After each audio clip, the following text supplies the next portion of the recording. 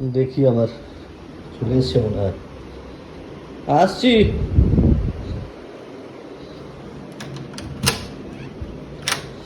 বাবা, একটা স্কুলের স্টুডেন্টের মতো আসছো গো।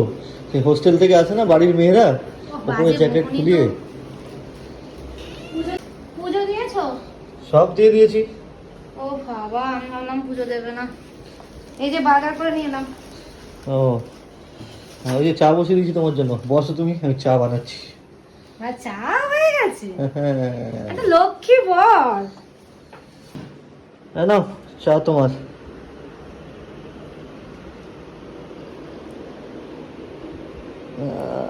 বাবা জানো, আজ রাস্তায় দেখলাম হ্যাঁ, সব আমার থেকে ছোট্ট ছোট্ট একদম 12 এই 11-12 পড়ে মেয়েগুলো, কি কলেজে পড়ে, হ্যাঁ, উঁচা লম্বা, সে দেখে মনে হচ্ছে কি বড় বড় মেয়ে, উঁচা লম্বা কি বড় বড় মেয়ে, কিন্তু মুখগুলো দেখে বাচ্চাই মনে হচ্ছে।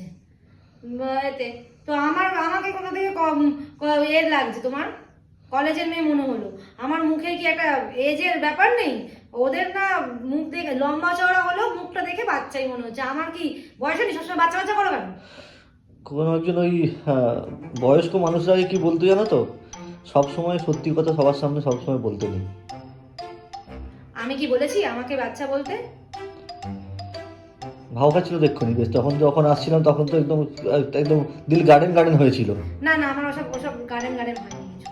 হ্যাঁ, এখন তো আমাকে বয়স্ক মনে হবে, এজেড মনে হবে, অনেক কিছু মনে হবে। আমি তো তোমার কত সুন্দর প্রশংসা করলাম, পুজো দিয়ে রেখেছো, চা করে রেখেছো, খাওয়াচ্ছো, এই জন্য প্রশংসাই করতে নেই, জানো তো, প্রশংসাই করতে নেই। আমার সাথে কথা বলাটাই ভুল হয়েছে, ওই জন্যই বলে অতি প্রীতি চোরের লক্ষণ। আমার মানে এখন চাটা আমার গলা দিয়ে নামলে হলো।